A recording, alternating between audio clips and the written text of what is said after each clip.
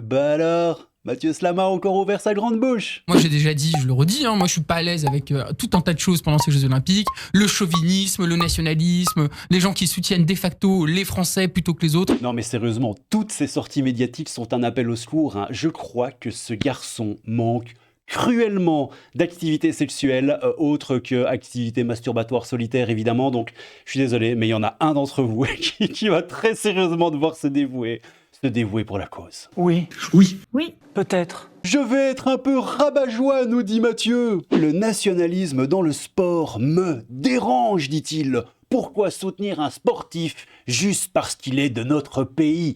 Hashtag Paris 2024. Moi je veux bien l'engouement autour des Jeux Olympiques, très bien. Moi j'ai déjà dit, je le redis, moi je suis pas à l'aise avec tout un tas de choses pendant ces Jeux Olympiques. Le chauvinisme, le nationalisme, les gens qui soutiennent de facto les Français plutôt que les autres. Moi j'ai toujours pensé que dans le sport on devait soutenir son sportif préféré et pas forcément le sportif de sa ville ou de son pays, mais passons.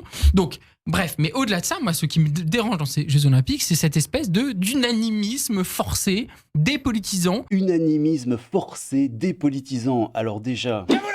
Et puis qu'est-ce que tu viens nous casser les nouilles? C'est le principe même du sport. On se retrouve derrière notre petit drapeau et on célèbre l'exploit sportif, on célèbre la force, la grandeur, le sacrifice. Ah mais c'est ça qui te froisse dans ton petit cœur de gauchiste, hein. La force, la grandeur, le sacrifice.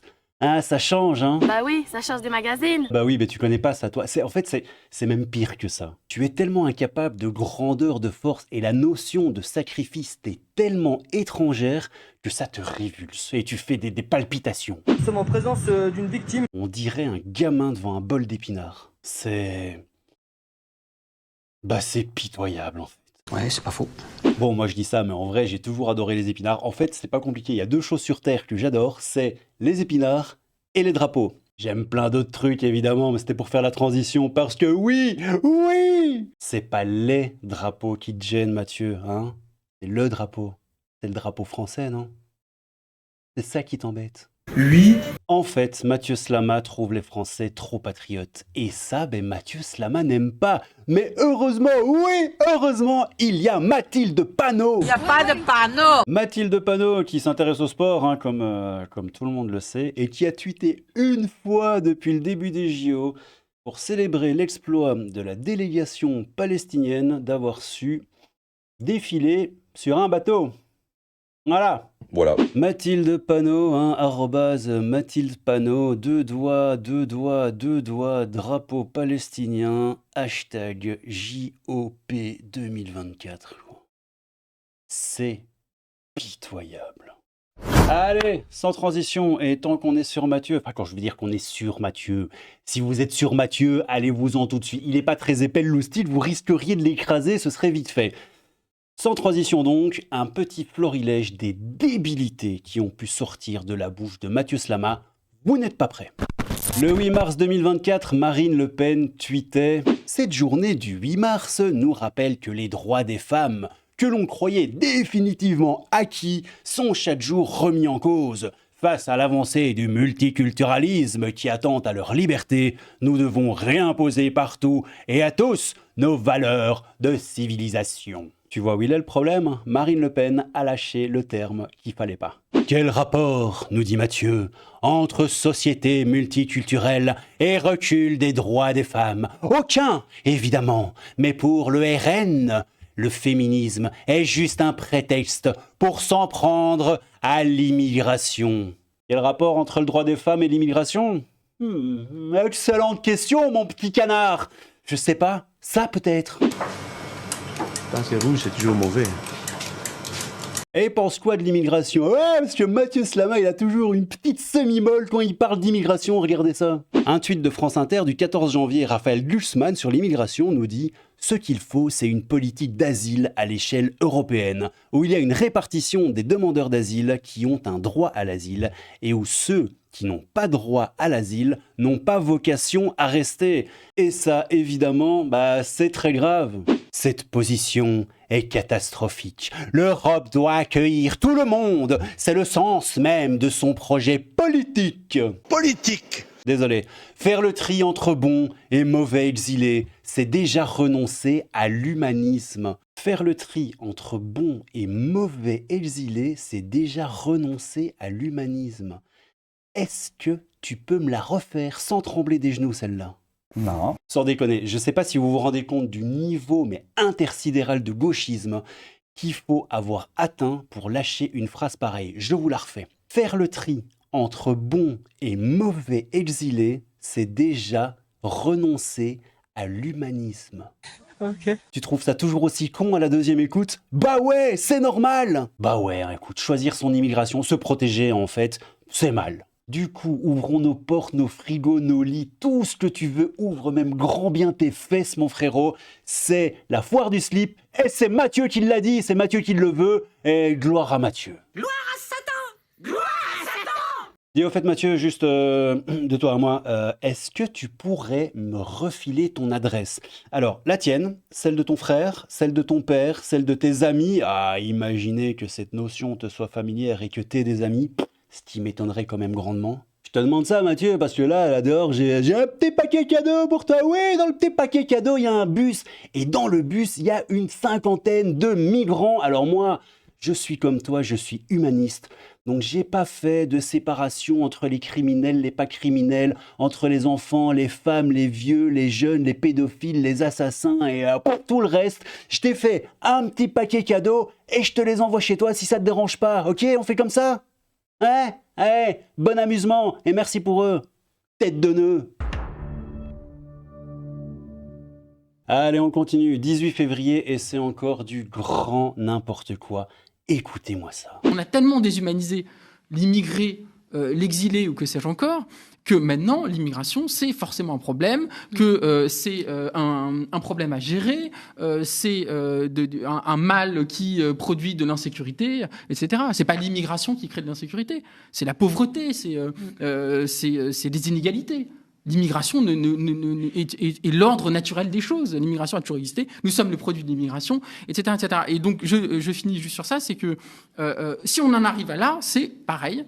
Après des années et des années de déshumanisation et de criminalisation presque du fait d'être immigré, du fait d'être exilé. Alors sauf une catégorie de personnes, c'est les Occidentaux. Alors quand les Occidentaux, eux, émigrent, c'est des expatriés, des expats. On dit des expats, c'est cool, c'est formidable.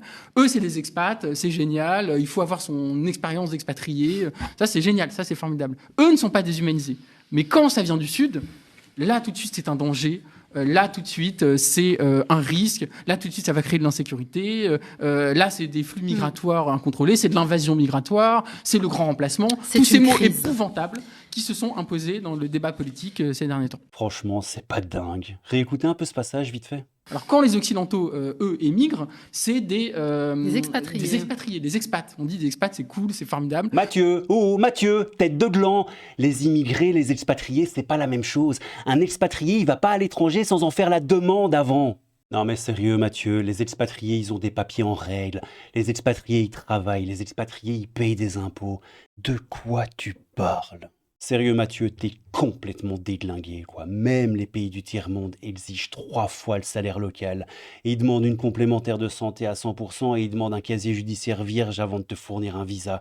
Je te jure, il n'y a que en Europe qu'on est à ce point des turbo-cucks. J'ai pas de mots sociaux. Alors, j'appelle ces gens-là des Untercucks.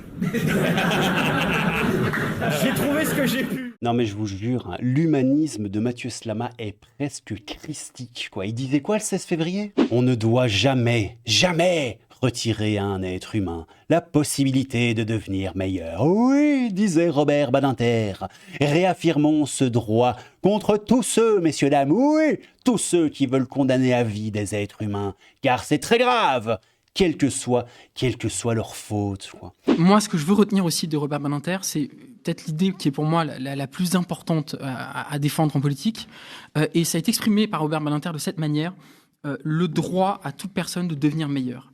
Et Robert Badinter disait que ce droit-là, qui doit être accordé aux gens, qui est de devenir meilleur, est un droit sacré. Et c'est très important de le dire au regard de toute l'idéologie punitive, la volonté de pénal, toute l'idéologie carcérale qui est en train de s'imposer aujourd'hui, l'idée qu'il faut plus de peine, plus de punition envers les délinquants, envers les personnes qui sont dans les prisons, que les prisons sont trop finalement douces, alors que c'est littéralement l'enfer sur terre. Et Badinter en a fait un de ses grands combats. Eh bien, je trouve que cette idée que le droit à chacun de devenir meilleur, qui est finalement l'idée que personne n'est condamné à vie, personne ne doit être condamné à vie par la justice. Bien, pour moi, c'est ce que je retiendrai de Robert Badinter, parce que je pense que c'est aujourd'hui peut-être l'idée politique la plus importante et la plus profonde. Je commence vraiment à en avoir plein le lutte, quoi. Le droit à toute personne de devenir meilleure. Alors déjà, rien n'empêche une personne condamnée à perpétuité de devenir meilleure dans le fond de sa cellule, hein, ça c'est une première chose.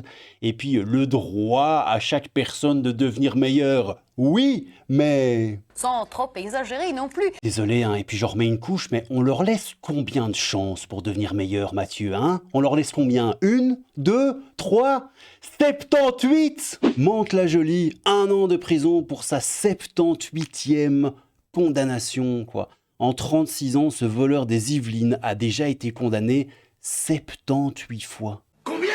C'est hallucinant. En fait, le jeu, c'est d'avoir le même nombre de condamnations que le numéro de son département.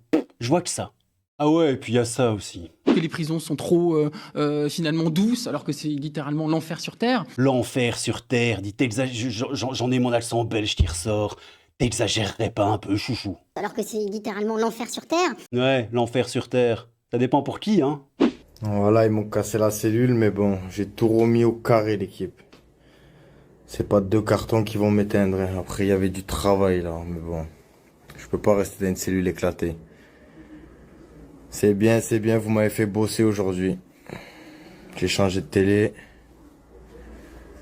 Et voilà, j'ai réaménagé ça comme j'ai pu. Bon allez, je nous termine là-dessus parce que je trouve la petite crotte de nez de Lino Ventura absolument phénoménale. Pour la mise en contexte, on est le 17 novembre 2023. Et le Figaro tweet ce que vous voyez à l'écran. Le célèbre DJ français Bob Sinclair confie à Thibaut Gauthier que l'insécurité en France et à Paris en particulier effraie les touristes étrangers et fait perdre à la ville lumière son éclat d'antan. Moi qui voyage beaucoup quand même, on se fout un peu de notre gueule. Hein. Ah bon? Bah oui, bien sûr. Mais c'est-à-dire? Constamment les grèves, constamment les casseurs, constamment les trucs comme ça. Les gens ont peur de venir, les gens ont peur de venir ici. On a l'impression que tout n'est pas maîtrisé. Ouais. Qu'on peut un peu faire ce qu'on veut. C'est fou quand même. On peut arriver comme ça et casser les choses sans pour autant qu'il y ait une répression absolue là-dessus. C'est bizarre quand même, non? Mais c'est quoi la solution? Ah ben je ne suis pas président de la République, non, je ne peux pas te dire la solution. Pas encore. Tu vas pas encadrer l'armée quand il y a une manifestation, mais juste je sais pas quoi te dire. On est un peu livré à nous-mêmes là. On voit que ça ne s'améliore pas depuis 40 piges quand même.